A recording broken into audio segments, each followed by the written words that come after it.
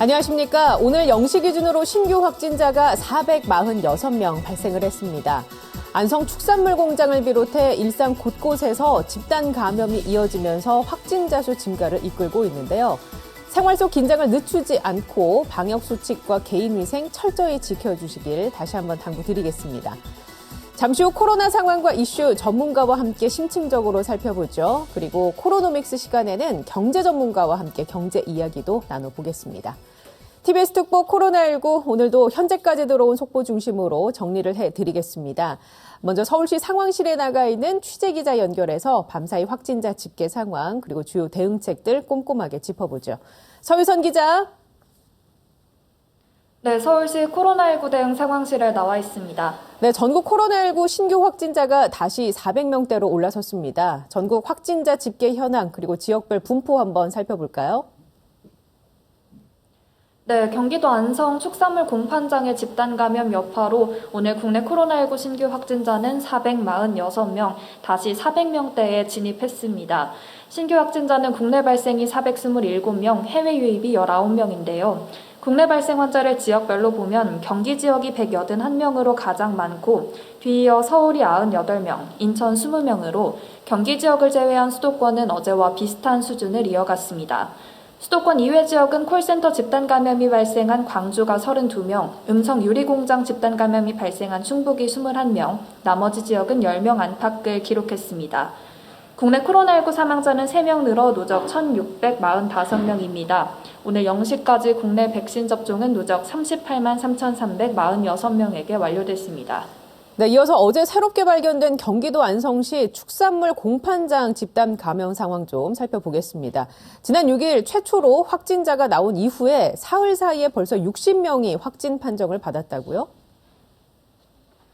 네, 그렇습니다. 경기도 안성시 축산물 공판장 관련 확진자가 빠른 속도로 증가하고 있습니다. 이곳에서는 지난 6일 직원 2명과 가족 2명 등 4명이 최초로 확진 판정을 받았는데 이후에 직원 320명을 대상으로 1차 전수검사를 실시한 결과가 어제부터 나오면서 관련 확진자가 급증하고 있습니다.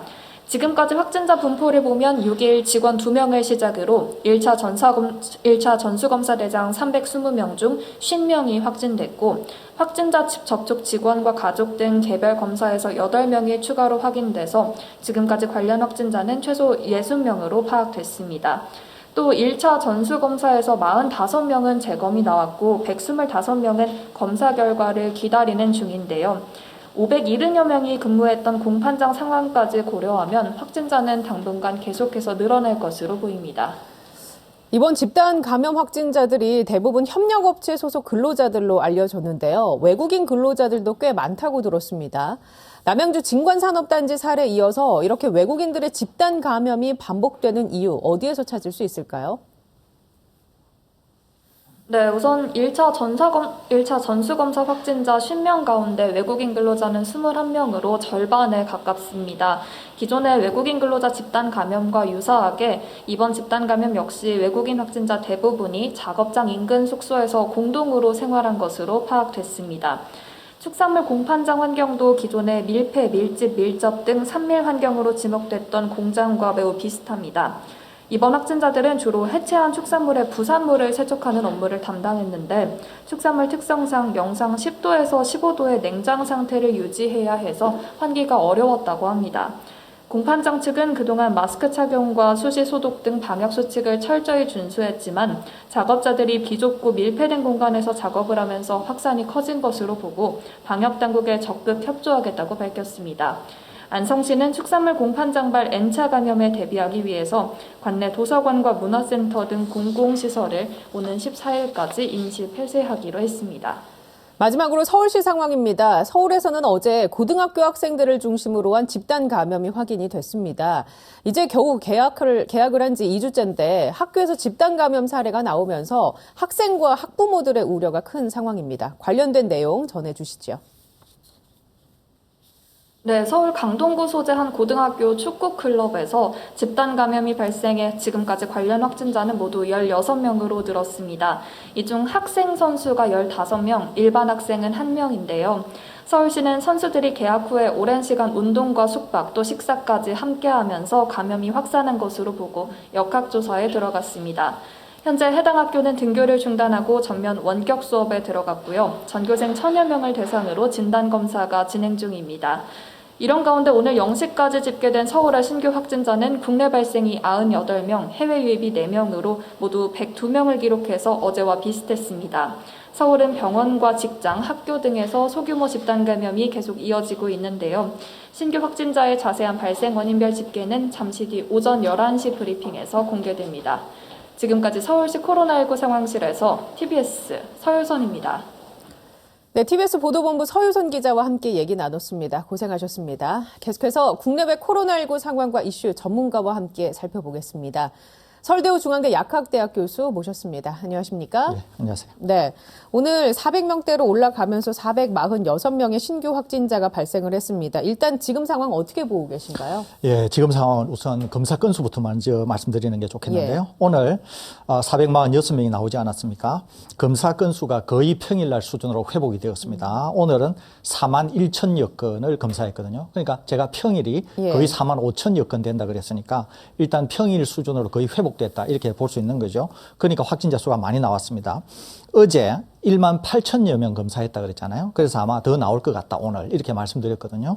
아무래도 일주일에서 제일 중요한 것은 수목금토라 그랬잖아요. 그러니까 오늘이 화요일이니까 수목금토 나와 있잖아요. 그래서 아마 내일부터는 다소 검사 건수도 늘어나면서 아마 확진자 수도 다소 늘어날 것으로 생각이 됩니다. 거기에다가 학교가 개학한 데서 부분적이기는 하지만 학교에서 감염 사례가 확인이 되었고 일상 곳곳에서 거기에다가 다소 규모가 큰 외국인 노동자 집단시설에서도 감염이 확인되었으니까 여기에서는 자칫 잘못하면은 지역사회 감염 확산 우려가 있는 것이거든요. 이런 모든 정황을 다 종합적으로 평가한다고 하면 여전히 계속 나쁜 방향으로 오히려 흘러가고 있다. 그런 점에서 좋지 않다. 이렇게 평가할 수 있겠습니다. 당분간은 확진자 수가 다소 늘 수 있고 또 일상 곳곳에서 감염 사례가 나오고 있다라고 얘기해 주셨는데 말씀해 주신 것처럼 축가공업체라든지 어시장, 학교에서도 이렇게 집단 감염이 계속되고 있잖아요. 현재 나온 집단 감염원 중에서 가장 걱정스럽게 보고 계신 곳은 어디입니까? 걱정이 안 되는 데가 한 군데도 없습니다. 사실은. 그런데 이제 제가 좀 더 걱정하는 것은 외국인 노동자 시설입니다. 우선은 집단 규모가 좀 크고 산밀 조건이기 때문에 아마 여기에서는 확진자가 더 나올 것으로 생각이 됩니다. 거기에다가 요즘에 우리 국내 국민들은 그나마 사회적 거리두기나 사람 지인을 만나고 하는 게 다소 활발하지가 않거든요. 예전보다는 좀 더 접촉이 잦습니다만. 그런데 이제 외국인 같은 경우에는 고국을 떠나서 이곳에서 생활하는데 산밀 조건에 확산 가능성이 있고 거기에다가 일과가 끝나면 서로 위로하는 그런 형태의 이제 모임들이 이제 잦을 수밖에 없는 것이거든요. 네. 그러다 보니까 아무래도 동료들을 통해서 확산이 되고 그 동료를 통해서 지역사회 감염이 우려되는 상황이다. 이렇게 볼 수 있거든요. 그렇기 때문에 지금 이 외국 노동자 같은 경우에 상당히 주의를 기울여야 될 것 같고 선제적으로 가능하다면 모든 추적, 조사, 검사 이런 것을 신속히 해야 되지 않을까 그런 생각이 듭니다. 그 선제적 검사를 진행을 해야 지역사회 감염으로 가는 길을 좀 막을 수 있지 않을까라는 그렇습니다. 생각이 들긴 하네요. 자, 이번에는 변이 바이러스 얘기를 좀 해보겠습니다. 남아공 변이 첫 집단 감염이 발생했습니다. 지역 전파 가능성이 있어서 방역 당국이 주목을 하고 있는데요. 변이 바이러스의 지역 확산의 가능성 어떻게 보고 계세요? 저는 그렇게 높지 않다 이렇게 봅니다. 이제 많은 분들이 이렇게 생각하는 거예요. 기존의 바이러스는 전파가 되다가 또 사람들이 이제 검사에 확진자가 되어서 확산이 용이하지 않은데 많은 분들이 어떤 생각을 하냐면은 변이 바이러스는 그런 과정 없이 그냥 무차별 확산되는 거다 이렇게 생각하는 분들이 의외로 많아요. 그렇지 않습니다. 기존의 바이러스든 변이 바이러스든 여전히 우리가 추적, 그 다음에 검사, 또 치료 이런 것들을 하고 있거든요. 그러니까 변이 바이러스가 항상 문제가 되려고 하면 네. 많이 확산이 되어서 주류가 되고 또 확산 속도가 굉장히 빨라야 문제가 되는 것이거든요. 그런데 우선은 케이스가 너무 적고 또 이 바이러스도 여전히 이제 우리한테 추적 또 확진되면서 격리되고 해서 치료에 돌입하기 때문에 그 고리가 끊어질 수가 있는 거거든요. 예. 그러니까 확진자 수가 많지 않으면은 크게 문제가 되지 않습니다. 다만 이제 다소 규모가 되는 집단 감염 사태가 생겼기 때문에 이것을 적절히 방어하지 못하고 이 거물에서 빠져나가게 되면 문제가 될 수는 있어요. 그런데 그렇지 않고 우리가 통제한다고 하면은 기본적으로 주류가 되기 어렵기 때문에 충분히 통제가 가능하다고 볼 수 있고요. 오히려 외국 사례 같이 예. 확진자가 너무 많고 거기에 변이 바이러스가 있는 경우에는 위험할 수 있지만 우리나라 같은 데서는 특별히 기존의 바이러스에 대비해서 위험이 크게 정대되고 있다. 이렇게 보기에는 좀 어렵지 않겠나 그런 생각이 듭니다. 정은경 청장도 이 변이 바이러스가 우세한 종은 아니지만 지역사회 확산 위험은 있다라고 얘기는 했단 말이죠. 그렇습니다. 그렇기 예. 때문에 늘 중요한 것은 뭐냐면은 조기에 발견을 해서 우세종으로 가는 것을 적극적으로 차단하는 게 대단히 중요합니다. 그래야만이 우세종이 아닌 소위 말해서 마이너로 빠뜨려 놓고 통제가 가능한 것이거든요.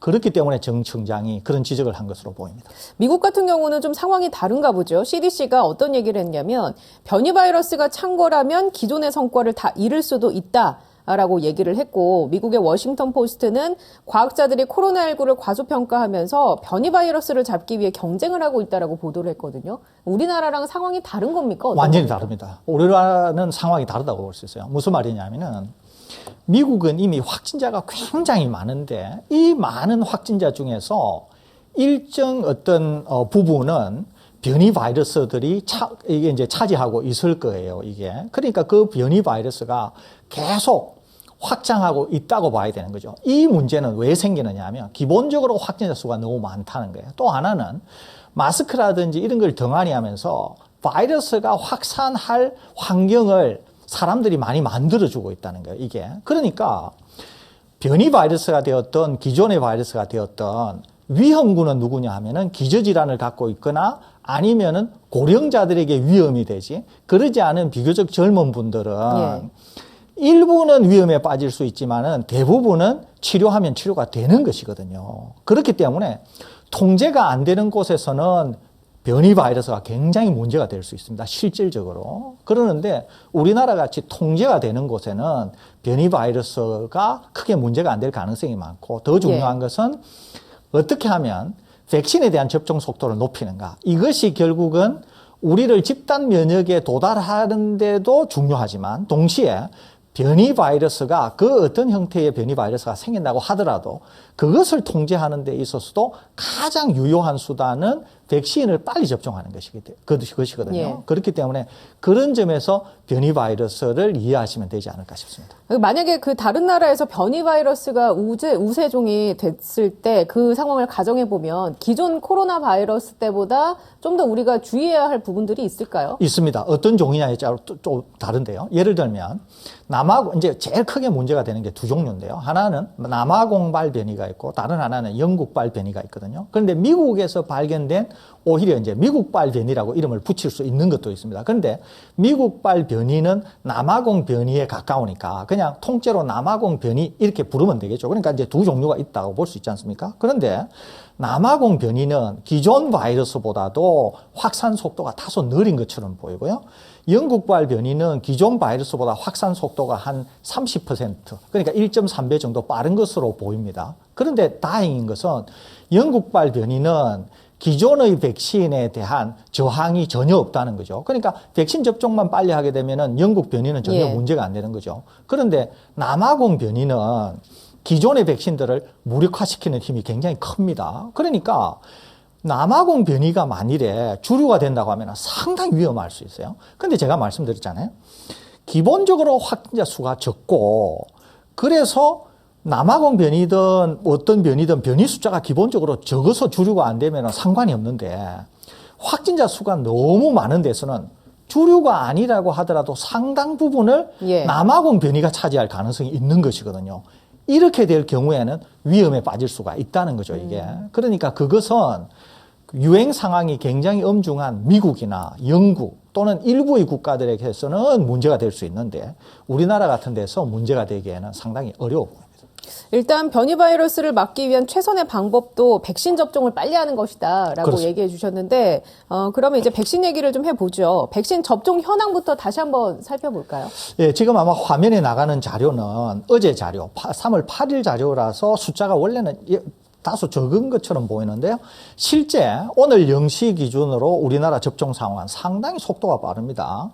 총 접종자 수는 38만 3,346명이 접종을 했고요. 이 중에 아스트라제네카 백신이 거의 대부분입니다. 37만 7,100여 명이 아스트라제네카 백신을 접종했고요.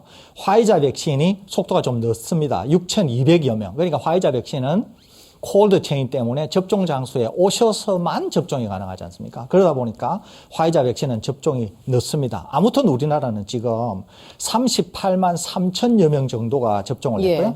지금 특히 아스트라제네카 백신은 요양원이나 요양병원에 계신 64세 이하 분들이 맞고 계시잖아요. 이때 요양병원에서 맞아야 되는 총 숫자가 76만 4천 명 가까이 되는데 이거는 65세 이상까지도 네. 포함하고 있습니다. 그러니까 65세 이상은 지금 못 맞고 있으니까 아스트라제네카 백신이 지금 접종률로는 거의 40%를 상회하고 있거든요. 조만간 65세 이상까지도 접종을 예. 하면서 지금의 속도라고 하면 우리는 조만간 아스트라제네카가 만일에 65세 이상 접종이 허가만 난다고 하면 향후 2주 이내에 아마 요양원이나 요양병원에 계신 접종 대상자는 예. 전원 내지는 95% 이상이 아마 접종을 마치지 않을까 이렇게 예상이 됩니다. 그 아스트라제네카 고령층 접종에 관한 얘기를 해주셔서 관련된 내용을 한번 여쭤보면 지금 현재 백신 접종과 관련해서 전문가 자문회의에서 아스트라제네카 백신도 65세 이상 접종이 가능하다라고 의견이 모아졌어요. 이제 결정만 남았는데 예방접종 전문위원회 결정. 결과 어떻게 예상하고 계십니까? 저는 예방접종 전문위 결정도 아마 65세 이상 접종을 권고하는 성인안이 날 것으로 생각이 됩니다. 왜냐하면은 예방접종위원회가 앞선 위원회의 결정을 뒤엎거나 바꾸기보다는 앞쪽 결정을 추인하거나 거기에서 다소 예. 약간의 어떤 상황만 약간 바꾸는 이런 식이거든요. 예를 들면은 65세 이상 접종을 권고하지 않는다라고 할 때도 그 전에 위원회에서 상당한 주의를 요한다 또는 어떤 상당한 여지를 남겼기 때문에 예방접종위원회에서 65세 이상의 권고안에 대해서 약간 유보적이었다는 거죠. 그런데 이번에 그 앞선 위원회들이 다 하나같이 65세 이상의 접종을 권고할 것 같은 승인안이 나올 것 같지 않습니까? 예. 그러니까 아마 예방접종위원회에서도 이 안을 받아들여서 그것을 추인하는 절차상의 과정만 당겨둔 게 아닌가. 저는 이렇게 예상하고 있습니다. 원래 한 4월쯤 미국의 추가 임상 데이터를 확보한 다음에 그 데이터를 바탕으로 결정을 내리겠다라고 했었는데 그 시기보다는 이제 빨라질 수 있겠군요. 빨라질 뿐만 아니라 아마 그 데이터 전에 다른 데이터가 아마 평가에 사용된 것으로 보입니다. 두 가지라고 보이는데요. 하나는 영국에서의 대규모 임상 상황 하나 하고요. 그거는 거의 500만 명 수준의 네. 임상 상황이 나온 거 하나 하고요. 결과가 나온 거 하나 하고 다른 하나는 독일에서 일종의 비토를 먼저 했었는데 그래서 유럽의 각 국가들이 이제 65세 이상의 성인을 내는 것을 상당히 꺼려 했는데 독일을 필두로 해서 독일, 프랑스, 그 이외의 여러 국가들, 그 다음에 캐나다 이런 데까지 전부 65세 이상의 성인 권고안을 냈거든요. 이런 것들이 합쳐지면서 아마 우리 당국에도 결정을 65세 이상의 성인 권고안을 내도록 하는데 네. 그렇게 간 게 아닌가 이렇게 예상이 됩니다. 알겠습니다. 자, 그런가 하면 어제 질병청이 백신 접종 후 사망 사례와 관련해서 사망과 백신과는 무관하다라는 입장을 밝혔습니다. 잠정 결론을 내렸는데 그 근거에 대해서 자세하게 설명을 좀 해주시죠. 제가 볼 때는 이 결론은 상당히 합당합니다. 저도 이렇게 생각하는데요. 자, 몇 가지 이제 짚어볼 대목이 있는데 하나는 이겁니다. 같은 로트 또는 같은 랏이라는 게 있어요. 좀 더 쉽게는 같은 한 병이라고 볼게요. 예. 한 병은 같은 백신이잖아요. 그런데 한 병을 가지고 10명이 맞았어요. 그런데 그 중에 한 명이 사망을 한 거예요. 그러면은 이게 한 명이 사망한 게 백신 때문에 그렇다. 그러면 한 명만 사망할 게 아니라 다른 분들도 사망이 나와야 된다는 거예요. 마치 식중독균에 감염된 음식을 먹은 것을 생각하면 돼요. 그러니까 네. 백신을 한 병의 거를 나누어 맞았는데 한 명이 사망했다는 거예요. 그렇기 때문에 백신에 있어서의 문제라고 보기는 어려워 보인다는 거예요. 두 번째는 백신이 어떤 백신을 줬을 때 일으킨다고 알려져 있는 부작용을 사망자에게서 만들었나라고 하는 걸 확인한 거예요. 그러니까 10명이 맞았는데 백신을 맞았을 때 사망에 이르게 하는 부작용은 어느 정도 알려져 있거든요. 임상시험을 통해서. 그런데 그게 과연 사망자에게 나타났냐라고 확인을 해보니까 그게 없더라는 거죠. 다른 사망하지 않은 사람들에게도 그런 상황이 생기지 예. 않았다는 거예요. 또 하나는 이제 부차적으로 여러 가지가 있는데 또 하나는 통상의 이 장소에서의 사망. 그러니까 일주일에 한 명이 사망하는데 또는 일주일에 5명이 사망하는데 백신을 줬을 때와 백신을 안 줬을 때의 사망률의 차이가 있냐는 거예요. 급격하게 변화가 있느냐. 그렇습니다. 그런 예. 게 없다는 거죠. 또 하나는 기저질환 유무예요. 사망하신 분이 기저질환을 앓고 있는 분이라는 거예요. 그러면 맞은 분들 중에 지금 대부분 사망하신 분들이 요양원이나 요양병원 계신 분이잖아요.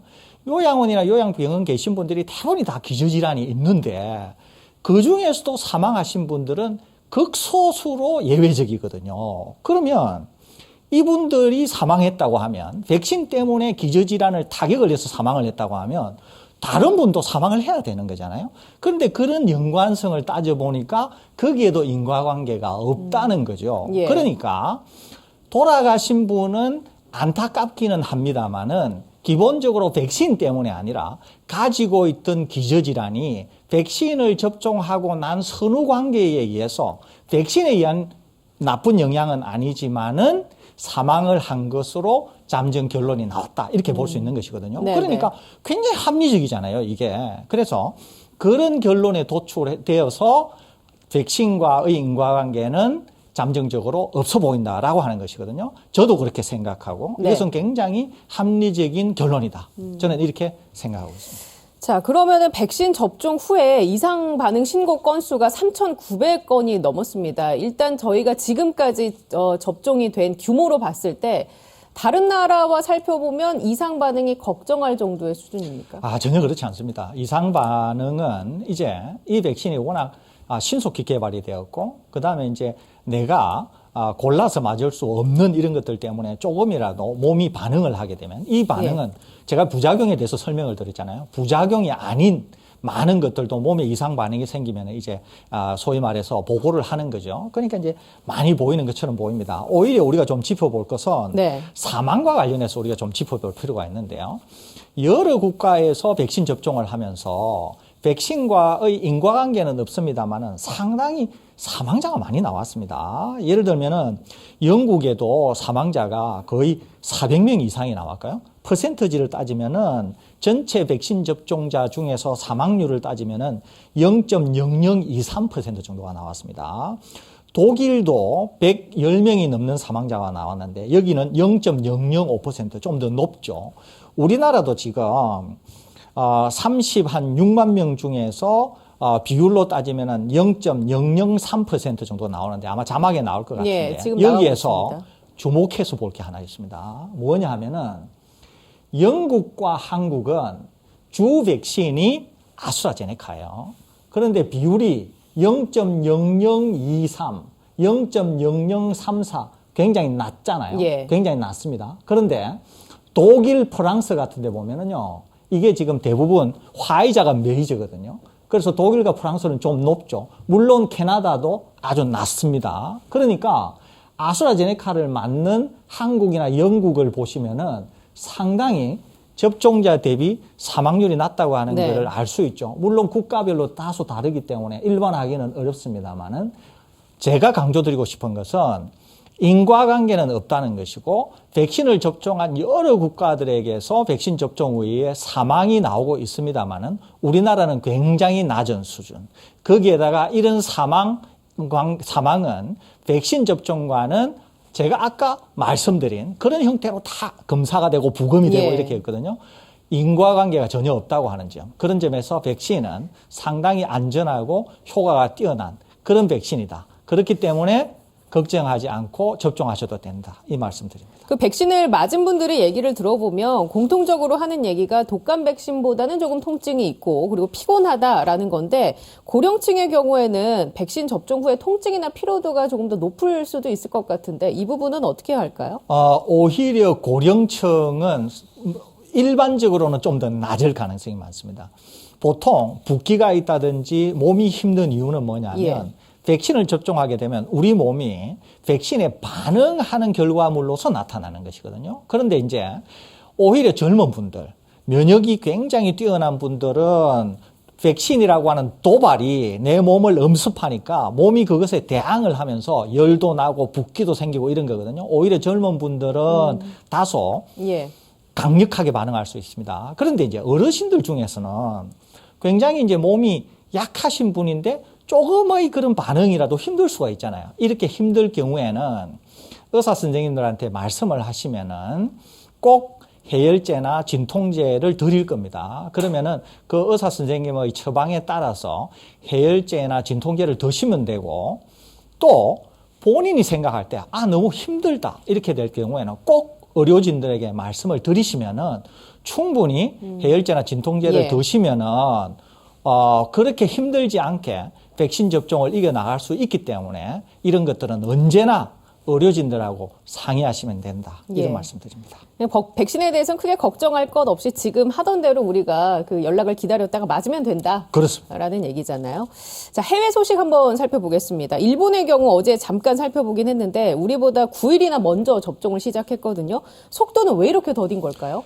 일본은 여러 가지 문제가 있는데요. 지금 일본은 우리하고 얼마나 사정이 다르느냐 하면은 우리에 비해서 9일이나 일찍 백신 접종을 시작했는데 우리와 비교해서 8분의 1 수준밖에 되지 않습니다. 8분의 1.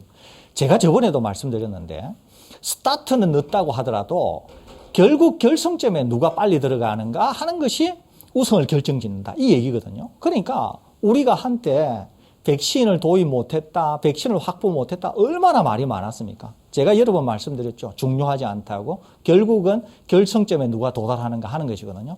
일본은 우리보다 빨리 계약하고 했지만 훨씬 비싼 값에.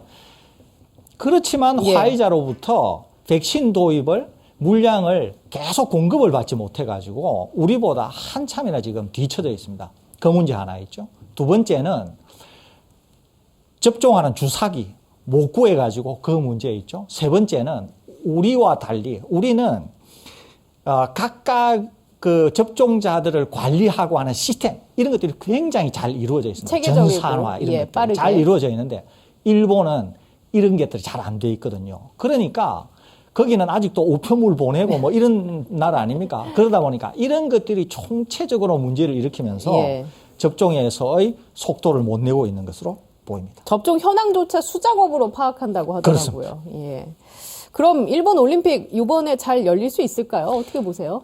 이제 우리가 좀 짚어봐야 되는 거는 몇 가지 있는데요. 하나는 관중을 어떻게 할 거냐 하는 문제가 있잖아요. 그런데 지금 백신 접종이라든지 이런 걸 감안한다면은 올림픽을 연다고 하더라도 무관중일 가능성이 많고요. 두 번째는 이제 선수들이 들어와서 운동을 해야 되잖아요. 그런데 아마 선수들이 지금 이와 같은 확산 상황에서 과연 오겠느냐 하는 의구심이 있습니다. 그렇기 때문에 일본 올림픽이 첫째는 개최되기가 어려울 것 같다고 하는 전망을 저는 오랫동안 하고 있고요. 두 번째는 혹여 열린다고 하더라도 반쪽짜리나 3분의 1쪽짜리 또는 무관중 형태가 되는 아주 기형적인 그런 올림픽이 되지 않을까 이렇게 생각이 됩니다. 알겠습니다. 자, 끝으로 이거 한번 여쭤볼게요. 백신 접종자들이 여행할 수 있는 권한을 주는 그 백신 여권을 도입하자라는 움직임이 여러 나라에서 나타나고 있습니다. 특히 여행업을 주로 하는 그런 나라의 경우에는 이걸 활성화시켜서 올여름에는 좀 개방해야 하는 거 아니냐라는 목소리가 나오고 있는데 이 부분에 대해서는 어떻게 보고 계십니까? 우리나라도 아마 검토해야 될 것으로 생각이 됩니다. 왜냐하면은 이제 상호주의가 이제 적용이 되지 않습니까? 그러니까 이제 우리 국민도 예를 들면 공무라든지 또는 어떤 경제적인 어떤 이유 때문에 또는 이제 오랫동안 고통을 겪어왔던 이런 여행업에 이런 분들이 이제 만일에 해외를 출입한다고 할 경우에는 백신을 접종했을 때 각 국가들이 동의만 하게 되면 자가 격리 조치라든지 이런 거를 면제해 주면서 어떤 좀 편리성을 도모할 수가 예. 있게 되는 것이죠. 물론 우리나라로 보면은 접종하신 분과 접종하지 않으신 분이 있기 때문에 오히려 역차별을 받는다 예. 이렇게 생각할 수 있지만은 국가적으로 볼 때는 또 다른 문제거든요, 이게. 그렇기 때문에 상호주의에서 서로 동의만 된다고 하면 우리도 적극적으로 검토할 필요는 있고 그 내용이 국제적으로 통용이 된다고 하면 우리도 아마 이런 어떤 백신을 통한 이런 어떤 여건 또는 출입 이런 데 대해서는 적극적으로 검토하고 우리도 발 맞춰서 나가야 되지 않을까 그런 생각이 듭니다. 알겠습니다. 자, 지금까지 서울대유 중앙대 약학대학 교수와 함께 얘기 나눴습니다. 고맙습니다. 예, 감사합니다. 네, 여러분은 지금 생방송으로 진행되는 TBS 특보 코로나19와 함께하고 계십니다. 공사장에선 안전모, 운전할 땐 안전벨트가 필수죠. 코로나19 시대 우리의 안전은 무엇으로 지킬까요? 항상 마스크를 착용한다고 생각해 주십시오. 마스크를 착용하는 것이 필요합니다. 마스크 착용법을 준수해 주시기 바랍니다. 마스크 착용으로 나를 지켜주세요. 마스크 착용으로 우리를 지켜주세요.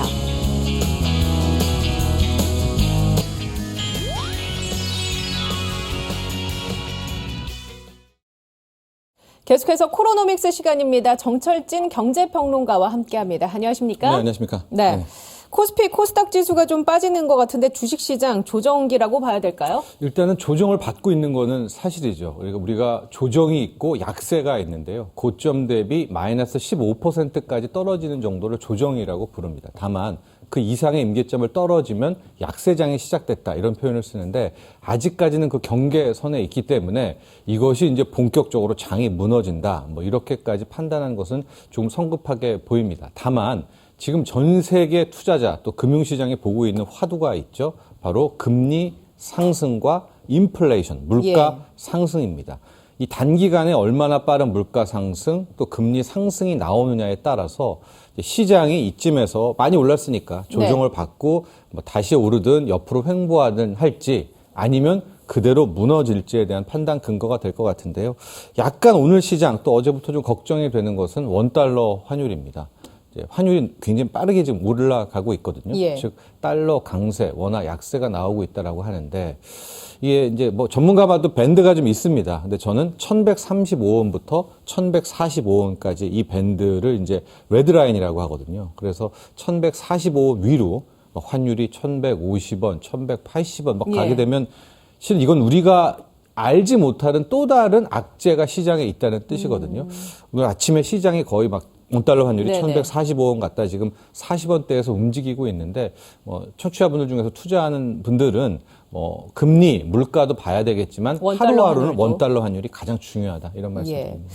지금 이제 백신 얘기 한참 나눴는데 백신이 이제 접종이 되면서 경기가 좀 회복되지 않을까라는 기대감이 느껴지기도 하는 것 같은데 이 부분은 어떻습니까? 느껴집니다. 예. 느껴지기 때문에 물가 상승이 나오는 것이고 원래 이 상태에서 경기 회복이 돼서 물가 상승이 나오면 좋아야 되는 거죠. 예. 근데 지금 걸리는 것은 물가가 빠르게 오를 것 같으니까 금리가 또 빠르게 올라요. 근데 평상시 같으면은 뭐 그러려니 할 텐데 예. 지금 잘 보시면 역대 최대의 빚을 지고 있습니다. 뭐 우리나라의 가계부채도 거의 GDP 대비 90% 이상, 100%에 육박하고 있지 않습니까? 네. 그래서 분명히 반길 일이고 최근에 뭐 물가 올라가고 경기 들썩들썩 하는 건 좋은데 우리가 왜 반기지 못하냐?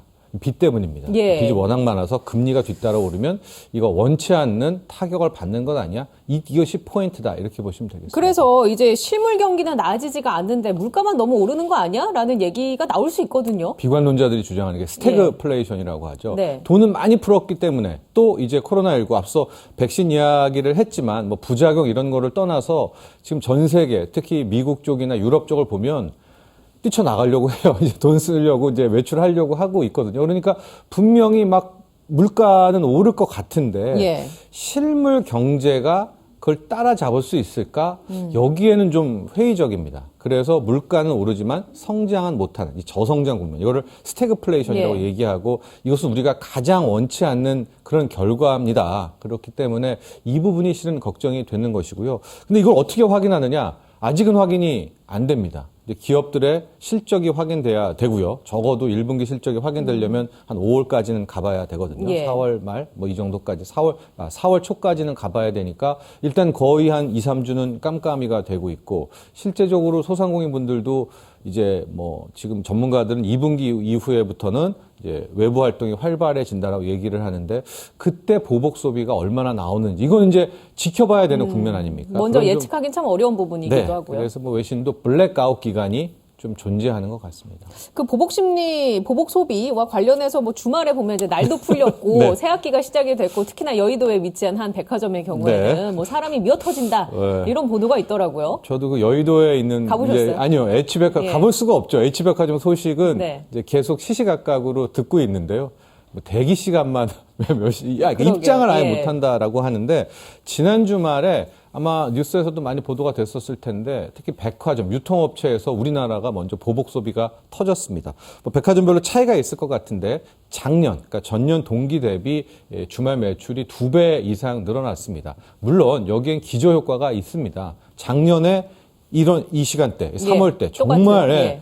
신천지 관련한 뭐 많아서 되게 얼어붙었잖아요. 그러니까 그때가 떨어진 것도 있지만 실은 2배 이상의 폭발했다라는 것은 상당 부분 거리와 이제 이런 유통업체로 나왔다라는 것이고요. 특히 백화점, 특히 유통업체 전원들 들어보면 이 소비가 일시적인 것 같지는 않다. 그 이제 그분들은 느낌이 있잖아요. 네. 백화점을 오래 했으니까 이게 한 주 딱 나왔다가 끝날 것 같지는 않고 오히려 이 날씨가 좋아지면 좋아질수록 주말이 가면 갈수록 더 많은 사람들이 나오고 소비가 늘어날 것 같다라는 얘기는 하고 있어서 예. 이런 보복 소비는 뭐 상당 부분 늘어날 것 같고요. 이게 우리나라만 그렇지가 않습니다. 다른 나라도 그런가요? 예, 미국이 특히 그런데요. 예. 미국 같은 경우에는 가계 저축률이 미국 역사상 최대치였던 거예요. 그러니까 거의 1년 반을 이 사람들이 외출을 하지 못하고 소비를 못 해가지고 다 지금 저축으로 쌓여 있거든요. 그러니까 백신 접종 속도에 따라서 혹은 백신이 얼마나 잘 듣느냐에 따라서 거의 대거 물밀듯이 나올 가능성이 높아서요. 투자은행 같은 경우에도 아마도 2분기 예. 이후에는 선진국 같은 경우에는 완연한 이제 경기 회복의 국면으로 들어갈 것이다. 그러니까 정확히 표현은 소비 회복의 국면이겠죠. 그러니까 베스트 시나리오는 예. 그렇게 소비 터지고 이제 그것들이 기업들의 실적으로 이어지고. 2분기, 3분기에 확인되면 다시 금융시장도 옳았구나 하고 이제 뒤따라 오르는 이제 그런 걸 텐데 뭐 변수가 하실 얘기가 있죠. 아니 왜냐면 이제 이 백신에 따른 코로나19에 네. 또 변이 바이러스 또 이런 부분들의 또 부작용도 있습니다. 그러나 이제 전자의 희망적인 우리가 생각을 해야 되겠죠. 일단 이 소비는 조금 더 이어질 가능성이 높고 우리나라만 그런 게 아니라 전 세계적인 현상이고 모든 인들. 그에 따라서 이제 기업의 실적이 확인이 되면 이제 모든 경기 지표들이 또 그쪽으로 향해서 갈 수 있다라는 얘기로 이해를 하겠습니다. 그리고 끝으로 한 가지 더 중국 한번 짚어볼게요. 중국이 올해 성장률 목표치를 6% 이상으로 잡고 있는데 어떻게 보고 계세요? 이 좀 자신감이 느껴지는데 예, 근데 달성할까요? 지금 이 중국이 변수예요. 전 세계적으로 봤을 때는 그러니까 지금 무슨 얘기냐? 전 세계적으로는 다 돈 풀고 예. 한 번 더 흥청망청 하여간 더 으쌰으쌰 경기 부양을 하려고 하는데 중국만 우리는 이제 정신 차릴래. 우리는 긴축할래. 예. 우리는 지금 돈 좀 걷어들일래. 이런 모습들이 보이고 있습니다. 현재 지금 양회, 정협과 전인대 회의가 진행 중이긴 한데요. 하루하루 나오는 소식들이 좀 불분명합니다. 앞서 말한 것처럼 리커창 총리 같은 경우에는 올해 6% 이상 경제 성장률 할 수 있다. 자신감 표명하면서 경기 부양도 할 것이다라고 얘기했다가요. 그 다음 날에는 어제였었죠. 재정 정책인데 이 재정 적자 목표치가 있을 거 아닙니까? 예. 적자율이 클수록 돈을 더 많이 푼다라는 거잖아요. 근데 그 재정 적자 비율을 줄인다는 거예요. 그러니까 이제 정부가 또 예. 살짝 긴축한다는 거고요. 시중에 풀린 돈을 좀 이렇게 다시 모으겠다. 맞습니다. 예. 은근슬쩍 모기지 금리 같은 경우에 대출 금리를 또 살짝 올리기도 하고요. 그래서 전 세계가 지금 막 한번 세게 예. 부양하고 싶은데 중국만 이게 좀 애매합니다. 근데 만에 하나 중국이 완연하게 우리는 긴축으로 간다. 금리도 올려버린다라고 하면 이건 큽니다. 이건 삐걱대는 거거든요. 미국이 아무리 돈을 풀어도 엇박자가 날 수 있겠군요. 엇박자가 나버리기 때문에 예. 이게 실은 주식시장의 또 다른 악재로 될 수가 있습니다. 알겠습니다. 자, 오늘 정철진 경제평론가와는 여기에서 인사 나누겠습니다. 고맙습니다. 네. 저희가 준비한 내용은 여기까지고요. 건강한 하루 보내시기 바랍니다. 고맙습니다.